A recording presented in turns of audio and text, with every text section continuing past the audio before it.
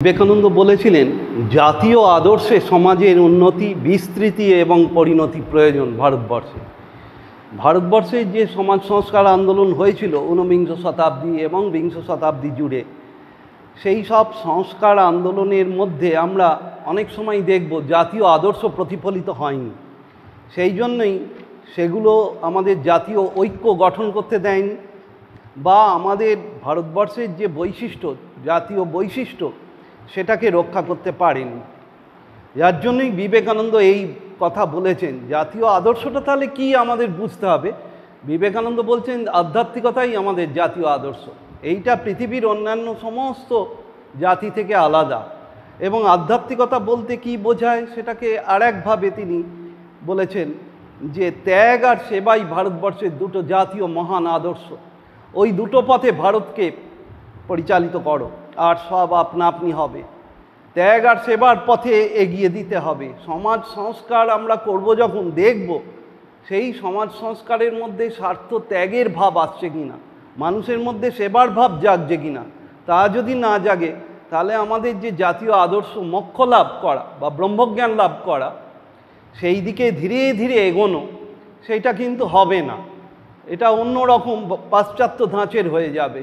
পাশ্চাত্য থেকে আমরা নেব, কিন্তু সেটা নেব আমাদের যে মূল আদর্শ, সেই পথে চলার সহায়ক হিসেবে নেব। বিবেকানন্দের ভাষাতেই বলি, আমরা পাশ্চাত্য রজধারা নেব, পাশ্চাত্য থেকে রজধারা আসুক, কিন্তু সাবধান, মোক্ষ লাভের নিচে যেন স্থান পায়।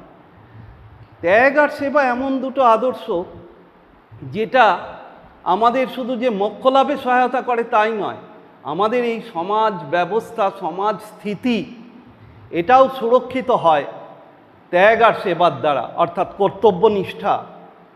আমরা যে যেখানে আছি, যে অবস্থায়, সে আমরা শিক্ষক হই, চিকিৎসক হই, ব্যবসায়ী হই, ছাত্রছাত্রী হই, বা গৃহবধূ হই, যাই হই, আমাদের এই স্বার্থ ত্যাগ করেই সেবা করতে হয় মানুষের। যে যেখানে আছে সেখান থেকেই তাকে কিছুটা স্বার্থ ত্যাগ করতে হয়, এবং সেবার ভাব তার মধ্যে যদি না থাকে, তার ওই কাজের দ্বারা ঠিক কল্যাণ হবে না। বিবেকানন্দ ওই জন্যে বলছেন, ভারতবর্ষে যে ছিল ধর্ম, অর্থ, কাম, মোক্ষ, এই ধর্মটাকে আগে রাখা হয়েছে এই জন্যেই। ধর্ম হচ্ছে শেখায় কর্তব্য করতে। অধিকারের জন্য এখন যে চেঁচামেচি আমরা দেখছি পৃথিবীতে, বিশেষ করে রাজনৈতিক, সামাজিক, অর্থনৈতিক অধিকারের জন্যে মানুষ যে বিরাট বিবাদ বিসংবাদ করছে, এইগুলো মানুষের কল্যাণকে আটকে দিচ্ছে। বহু মানুষের অকালে প্রাণ ঝরে যাচ্ছে। এবং আমাদের যে সমাজ ব্যবস্থা, সেই সমাজ ব্যবস্থার স্থিতি ঠিক উন্নতি তো দূরের কথা, স্থিতিটাই হচ্ছে না। আর বিবেকানন্দ ওই জন্যেই বললেন যে সমাজের উন্নতি, বিস্তৃতি এবং পরিণতি তিনটেই হবে জাতীয় আদর্শে, অর্থাৎ ত্যাগ আর সেবার মধ্যে দিয়ে। এই যে দলীয় রাজনীতি, এইটা তো ভারতবর্ষের মূল আদর্শের বিরোধী। এটা পাশ্চাত্য থেকে এসেছে, এই দলীয় ব্যবস্থা, রাজনৈতিক দলীয় ব্যবস্থা। এটাতে যেটা দোষ আমরা দেখছি, ভোগাধিকারের ওপর জোর দিচ্ছে। এমনি রাজনৈতিক দল মানেই একটা স্বার্থ গোষ্ঠী। সেই স্বার্থ গোষ্ঠীটা আমাদের সর্বক্ষেত্রে প্রভাব বিস্তার করছে। আমাদের ব্যক্তিগত জীবন, সামাজিক জীবন, সব জীবনেই সেইটা প্রভাব ফেলছে। অথচ দেখা যাচ্ছে রাজনৈতিক এই মতাদর্শ, এইগুলো ভোগ আর নেতৃত্ব, এই দুটো ভাবকে উস্কে দিচ্ছে, যেটা ত্যাগ আর সেবার ঠিক বিপরীত। ত্যাগের বিপরীত ভোগ, আর সেবার বিপরীত নেতৃত্ব করা, কর্তৃত্ব করা। তাহলে এই দুটো ভাব আমাদের জাতীয় আদর্শের পরিপন্থী। এখন আপনারা বলতে পারেন, তাহলে এইরকম রাজনৈতিক দলীয় ব্যবস্থা ছাড়া কি করে চলবে, সেটা তো ভাবতে হবে। এইরকম ভাবতেই তো আস্তে আস্তে রাজতন্ত্র থেকে সমাজতন্ত্র, গণতন্ত্র হয়েছে, আরও কত তন্ত্র হবে। তা গণতন্ত্রই যে শেষ কথা তা নয়। আমরা দেখছি গণতন্ত্রে মানুষের কত কষ্ট বেড়েছে। এমন নেতৃত্ব আর এই ভোগের অধিকার এত বেশি চাপিয়ে দেওয়া হয়েছে মানুষের দৈনন্দিন জীবনে, যে তাদের প্রাণ ওষ্ঠাগত হয়ে পড়েছে। তাই আমাদের ভাবতেও শুরু করতে হবে। বিবেকানন্দ প্রফেট, বিবেকানন্দ যেগুলো বলছেন সেগুলো ভবিষ্যতে আমাদের কার্যকর করতে হবে। এই জন্যে তিনি ভবিষ্যৎ নির্দেশ দিচ্ছেন, ভবিষ্যৎবাণী করেছেন যে কিভাবে এগোতে হবে। সেখানে বলেছেন পাশ্চাত্য অনুকরণে গঠিত সম্প্রদায় মাত্রই এদেশে নিষ্ফল হইবে। সে আমরা যতই চেঁচামেচি করি রাজনীতি নিয়ে, বিবেকানন্দ আর এক জায়গায় বলেছেন, কলকাতায় শোভাবাজার রাজবাড়িতে ভাষণ দিতে গিয়ে বলেছিলেন যে রাজনৈতিক বা সামরিক শ্রেষ্ঠতা লাভ কোনো দিন ভারতবর্ষের উদ্দেশ্য ছিল না, নাই, আর জানিয়ে রাখুন কোনো দিন হইবেও না। সুতরাং এইগুলো নিয়ে যে সারা দেশের লোক মাথা ঘামাচ্ছে, এইখানে বোঝা যাচ্ছে জাতির অধঃপতন হয়েছে। জাতীয় আদর্শ অনুসারে আমরা চলছি না। আমরা একটা উদাহরণ দিতে পারি যে এই বিধবা বিবাহ, এই বিধবা বিবাহ নিয়ে বিবেকানন্দ এরকম অনেক কথা বলেছেন, অনেক বিরুদ্ধে কথা বলেছেন। তার মধ্যে এইটাই বলতে চেয়েছেন যে বিধবাদের স্বামীর সংখ্যার ওপর কোনো জাতির উন্নতি নির্ভর করে না, বরং বিধবাদের আবার বেশি বিবাহ দিলে যদি নারীর সংখ্যা সেই সমাজে বেশি হয় তাহলে এক একটা নারী হয়তো স্বামী পাবে না। এই রকম অনেক যুক্তিপূর্ণ কথা তিনি বলেছেন। তাছাড়া বিবাহ ব্যাপারটাই আমাদের দেশে যারা মোক্ষ বা ব্রহ্মজ্ঞান লাভকেই জীবনের উদ্দেশ্য মনে করে তাদের কাছে বিবাহটা অনেকটাই যেন হীন ভাব, অর্থাৎ যারা পারবে না এই আত্মজ্ঞানের দিকে এগোতে তাদের জন্য ছাড়। ঋগ্বেদে এরম কথা আছে, ঋগ্বেদে আছে যে বিবাহ না করাই ভালো, তবে কেউ যদি না পারে তাহলে করবে, কিন্তু করলেও যাতে তলিয়ে না যায় সেই জন্যে তাকে কর্তব্য এবং ধর্ম আচরণের মধ্যে থাকতে হবে, যেটা কিন্তু বর্তমানে হচ্ছে না। ধর্মটা তো বোঝেই না, তারপর ধর্ম আচরণ বলতে কি বোঝায় সেও জানে না, জীবনের লক্ষ্য কি সেটাও জানে না। এর ফলে ভুল পথে চালিত হচ্ছে এবং বহু মানুষের অকল্যাণের কারণ হয়ে দাঁড়াচ্ছে তাদের আচরণগুলো। সেই জন্যে এই জাতীয় আদর্শে সমাজের উন্নতি, বিস্তৃতি এবং পরিণতি বলতে কি বোঝায় আমি একটু সংক্ষেপে বলছি। আমি অনেক দিন আগে এই বিষয়ে লেখালেখি করেছিলাম। সমাজের উন্নতি বলতে বোঝায় সমাজস্থ সকল মানুষকে ধর্মার্থ কাম ভোগের সমানাধিকার প্রদান, এমনভাবে যাতে তারা ধীরে ধীরে মোক্ষের দিকে এগিয়ে যেতে পারে। আমাদের দেশে এইরকম সমাজ ব্যবস্থাই ছিল যে গৃহী মানে এই নয় মিথ্যে কথা বলবে, আস্পালন করবে, প্রতারণা করে টাকা রোজগার করবে, এইগুলো গৃহীর লক্ষ্য নয়। গৃহীর কতকগুলো কর্তব্য বলা ছিল, যে কর্তব্যগুলো করলে তার পরিবারও কল্যাণ পাবে, সমাজ তার উন্নতি হবে, তার কল্যাণ হবে এবং রাষ্ট্রেরও কল্যাণ হবে, সমগ্র মানব জাতিরই পক্ষে কল্যাণ হবে, এইভাবে সাজানো ছিল। তাই সেই আদর্শেই আমাদের আবার পুনর্গঠন করতে হবে। এই পাশ্চাত্যের সংস্কারকরা যেরকম বলেছেন আর আমাদের দেশের সমাজ সংস্কারকরা যেভাবে এটাকে নিয়ে চলেছেন, এটা কিন্তু ঠিক হচ্ছে না, একদমই ঠিক হচ্ছে না।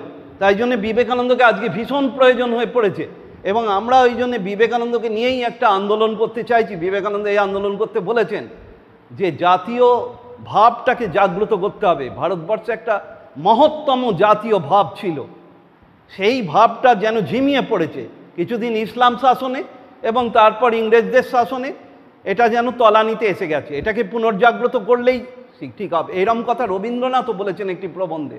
রবীন্দ্রনাথ বলেছেন আর কিছু নয়, ব্রহ্মনিষ্ঠ গৃহস্থ এই আদর্শটাকে জাগিয়ে দিলেই আর কোনো সামাজিক রাজনৈতিক আন্দোলনের প্রয়োজন হবে না। তাহলে এই দুই মহান চিন্তাবিদ একই ধরনের কথা ভেবেছেন যে ভারতবর্ষে জাতীয় আদর্শটাকে আবার জাগিয়ে দিতে হবে। কিন্তু আমরা যে কনস্টিটিউশন অনুসারে চলছি এবং আমাদের যে রাজনৈতিক নেতা নেত্রীরা যারা প্রশাসনিক পদে বসে আছেন বা যারা আইন প্রণয়ন করছেন, তাদের এই সম্পর্কে সচেতনতা নেই। তারা নিজেরা ভোগ আর নেতৃত্বের পেছনে ছোটে, লোককেও সেই বিষয়ে ছোটাতে চাইছে। তার ফলে ভারতবর্ষের জাতীয় আদর্শ ভুলুণ্ঠিত হচ্ছে। এই জন্যে আমাদের এখন কর্তব্য প্রথমে বিবেকানন্দের এই ভাবগুলো নিয়ে আলোচনা করা, তারপর বিবেকানন্দ নিজে বলে গেছেন কয়েক জেনারেশন শুধু আলোচনা চলবে, তারপর এগুলোকে কার্যকরী করা যাবে। এখন কার্যকরী করার আগে এগুলো সম্বন্ধে আমাদের সচেতন হতে হবে। আর একটা কথা বলি, সমাজের উন্নতি বিস্তৃতি বলতে কি বোঝাচ্ছে? অধিক অধিক মানুষকে ক্রমশ সমাজের যে আদর্শ, সেই আদর্শের জাতীয় আদর্শ, সেই আদর্শের অন্তর্ভুক্ত করাই বিস্তার। অর্থাৎ যারা শূদ্র, যাদেরকে এতদিন মনে করা হয়েছে তারা ঘৃণ্য অস্পৃশ্য, তাদেরকেও এই ফোল্ডে নিয়ে আসতে হবে। এই হচ্ছে বিস্তার। আর পরিণতি কি? পরিণতি হবে সেইটাই যে সকল মানুষ দেখা যাবে যে ধর্ম অর্থ কামের মধ্যে দিয়ে মোক্ষের দিকে এগোচ্ছে। আর কেউ যদি খুব বৈরাগ্যবান হয়, আগেকার দিনেও এরম ছিল, খুব বৈরাগ্যবান ব্যক্তি অল্প বয়সেই সন্ন্যাস নিয়ে মোক্ষ লাভ বা ভগবান লাভের চেষ্টা করত। তাহলে এইভাবে আধ্যাত্মিকভাবে সমাজকে গঠন করতে হবে। কতকগুলো আচার অনুষ্ঠান এখানে বড় নয়। এখানে অনেকে বলতে পারেন এই জাতীয় বৈশিষ্ট্য আমরা কোত্থেকে জানবো? বৈদিক আদর্শ থেকে। বিবেকানন্দ বলেছেন গ্র্যান্ডেস্ট ফিলোসফি অফ লাইফ দিয়ে গেছেন বৈদিক ঋষিরা। সেখানে বুদ্ধদেবের সমালোচনাও করেছেন স্বামীজি, যে বুদ্ধদেব অতিরিক্ত সন্ন্যাসের ওপর, নির্বাণের ওপর জোর দিয়েছেন, তাতে ক্ষতি হয়েছে। ভারতবর্ষে এরম ছিল না। ভারতবর্ষে অধিকাংশ ঋষি দেখা যাচ্ছে বিবাহিত ছিলেন, তাতে কি হয়েছে? বিবাহিত হয়েও তো ঋষি এবং ঋষির পত্নী দুজনেই ব্রহ্মজ্ঞানী হয়ে উঠতেন। কি করে হতেন? নির্দিষ্ট কর্তব্য কর্ম, গৃহের কর্তব্য পালন করা, তারপর নির্দিষ্ট বয়সে গৃহ থেকে একটুখানি ডিটাচড হয়ে যাওয়া, হয়ে বানপ্রস্থ অবলম্বন করা, এবং সর্বশেষ একেবারে সব সঁপে দিয়ে আত্মজ্ঞান লাভ বা ব্রহ্মজ্ঞান লাভের জন্যে সচেতন হওয়া, ধ্যান, সমাধি ইত্যাদির অভ্যাস করা। তা এইটা থেকে আমাদের সরে আসাটাই আমাদের কাল। মানব জাতিকে গঠন করতে গেলে আমাদেরই করতে হবে। এখন অনেকে বলতে পারে বিজ্ঞান ও প্রযুক্তি, তাহলে এইগুলো পাশ্চাত্যের ধ্যান ধারণা এগুলো কি হবে? এগুলো থাকবে সবই। আমাদের অর্থ এবং ধর্ম, অর্থ কাম মোক্ষ, অর্থ এবং কাম ভোগের জন্য অনেক ক্ষেত্রেই আমাদের প্রযুক্তি সহায়তা করবে, কিন্তু সব সময় মনে রাখতে হবে আমাদের লক্ষ্য কিন্তু আমাদের মোক্ষ লাভ বা ভগবানকে লাভ, আত্মজ্ঞান লাভ, নইলে কিন্তু বারবার জন্ম মৃত্যুর কষ্ট সহ্য করতে হবে।